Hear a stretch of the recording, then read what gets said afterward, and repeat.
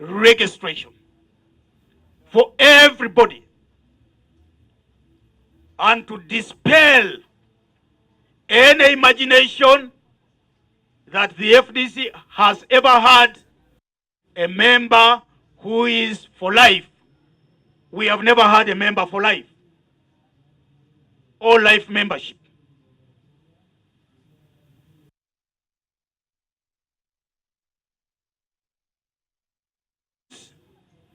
Who have been making noises against us should now come and register here. Registration is not going to take place in Katonga. This registration is not going to take place in the streets of any town. This registration is going to be controlled and commanded, and we are going to be on our way to Teso on the 12th, going to stir up the masses.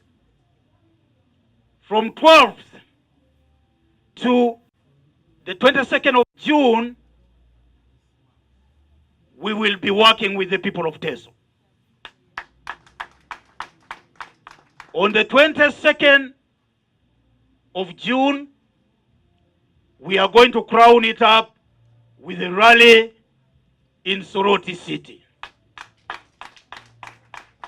This is an invitation to the people of Soroti and all of us leaders to go and storm Soroti City, where we will be demonstrating our strength. I am sure after that successful rally, the naysayers are going to be silenced. Next, we will be moving to Bugisu. Bugisu is home to our Secretary General. From the 24th to the 29th of June, culminating in a rally on the 29th of June in Mbale City. We will then be proceeding to Acholi from the 1st to the 6th, carry out activities in Acholi, and have a final rally in Gulu City on the 6th of July this year. Next, we will be crossing the Nile to West Nile and speaking the language of Ngonia. And we will be there from the 8th July to the 13th of July, when we will be holding a rally in Arua City.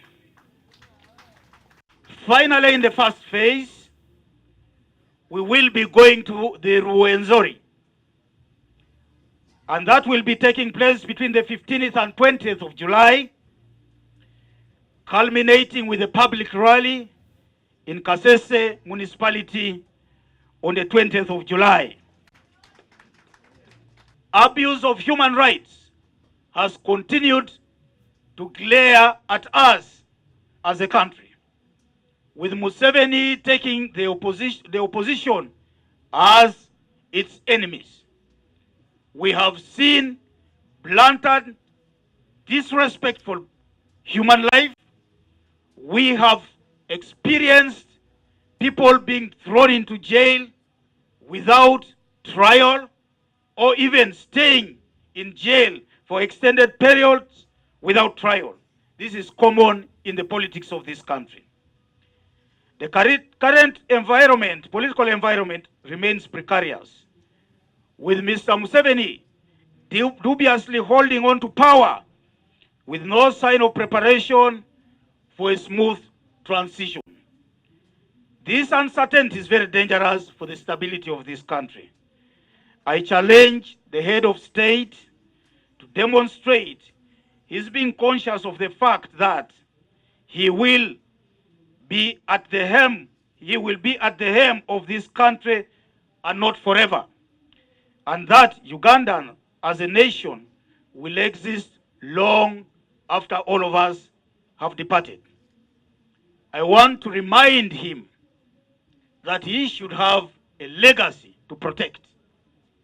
And if Mr. Museveni wants to go with a legacy of a rotten dictatorship, then let him continue doing things the way he is doing them today.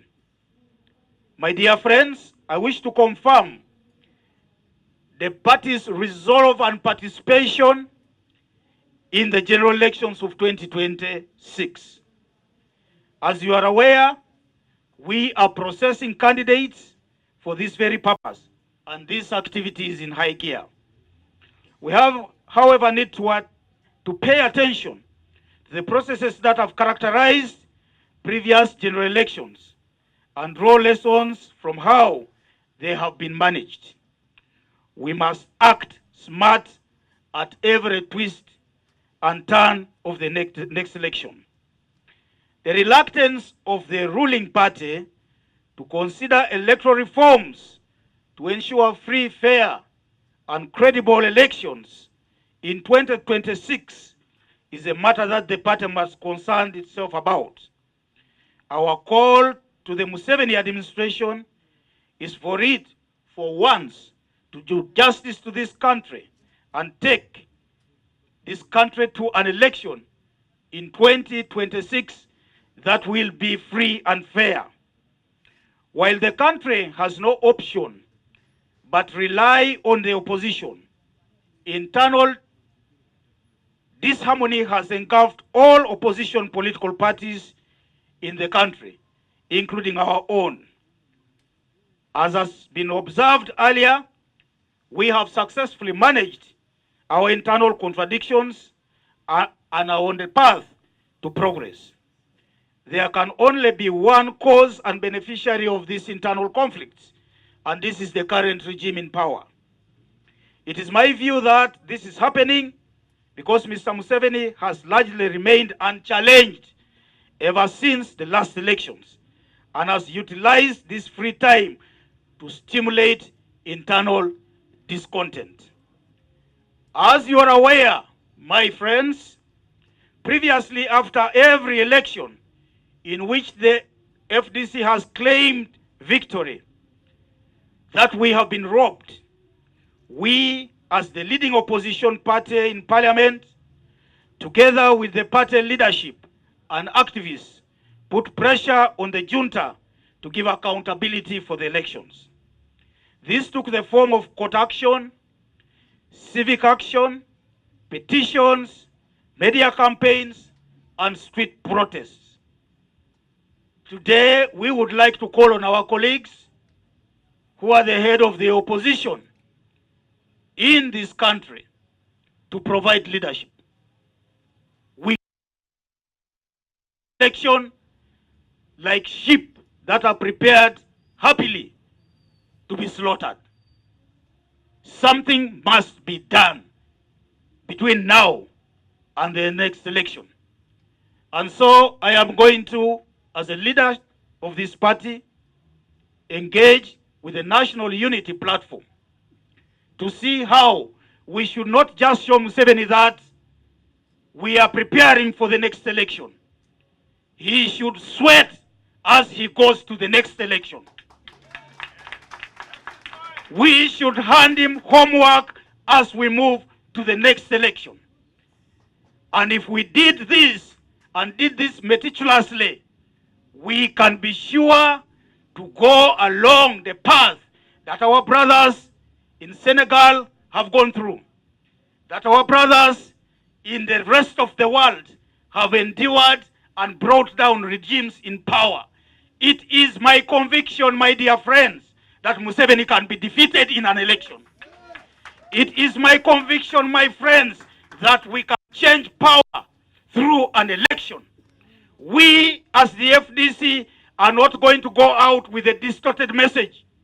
Previously, we have said to the electorate, elections do not work, and yet we are in the election.